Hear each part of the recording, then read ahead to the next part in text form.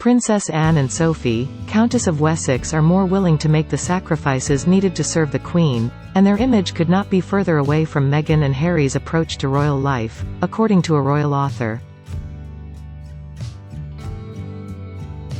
According to Pauline McLaren, co-author of Who Wrote Royal Fever, the British monarchy in consumer culture, Anne and Sophie have carved out images for themselves as traditional royal women. She adds that though the pair had been involved in what she describes as reputational hiccups, both have recovered from this to show they are conscientious in their duties. Ms. McLaren claims the Duke and Duchess of Sussex form a direct contrast with the likes of Sophie Wessex and Princess Anne. She claims this is because the couple are trying to build their own brand. Ms. McLaren, who is a professor of marketing and consumer research in the School of Management at Royal Holloway, claims that Harry and Meghan's brand targets a younger demographic, one the firm is not necessarily targeting.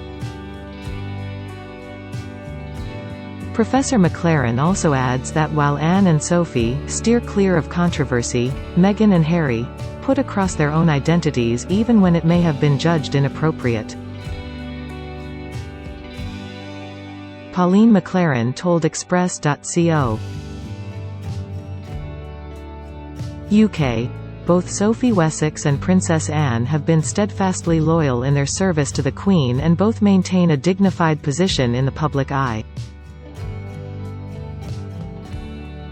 They have both had reputational hiccups in the past. Sophie had the «fake shake» scandal to deal with, and Princess Anne had her divorce from Mark Phillips. However, now they have both carved images as traditional royal women who are conscientious in their duties and careful not to embarrass the monarchy. Their brand images could not be further away from the breakaway Sussex brand aimed at Generation Z. Princess Anne and Sophie Wessex managed to steer clear of controversy because they understand better the requirements of the job and are more willing to sacrifice their own personalities in service to the Queen. Meghan and Harry have been much keener to ensure they put across their own identities even when it may have been judged inappropriate, the Oprah interview, etc. And they are very clearly trying to build their own brand, which Princess Anne and Sophie are not. For years, Princess Anne, the Queen's only daughter, has been widely admired for her work ethic. The Princess Royal made her first public engagement in 1969, and since then Her Royal Highness has shown she is deeply committed to supporting the Queen and the royal family. At the beginning of the year, The Times reported that Princess Anne took the top spot as 2021's busiest royal, as analysis showed that Anne completed a staggering 387 official engagements last year. Sophie Wessex, on the other hand, is said to be the Queen's favourite daughter-in-law, and royal commentator Richard Fitzwilliams previously told Express. Co.uk that the Countess is extremely close to the Queen. Their relationship between the two women is so close, in fact, that Sophie has a nickname for her mother-in-law. During a speech for the Queen's Diamond Jubilee Trust in 2019, Sophie addressed the Queen as Mama.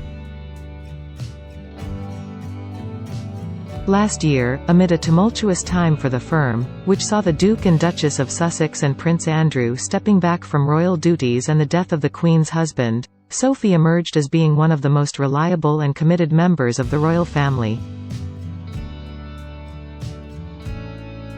In addition, royal journalist and author Victoria Murphy also praised the Countess when writing for Town & Country, and said Sophie had become a stalwart member of the firm, thanks to her down-to-earth nature and quietly assured approach to her royal duties. Since quitting royal duties 2 years ago, Prince Harry, 37, and Meghan Markle, 40, have moved to the US and pursued other opportunities as private citizens. After confirming they would no longer be working royals, Meghan and Harry relinquished their honorary titles and patronages. Announcing their decision to step away, Meghan and Harry also shared their hopes to carve out a progressive new role within this institution. Since then, Harry and Meghan have gone on to pursue other avenues and opportunities. The couple have since gone on to sign a multi-year Netflix deal and started a podcast with Spotify, and launched their own charitable foundation, Archwell. The Sussexes also regularly speak out on topics in the political sphere and other themes including mental health and vaccine equity.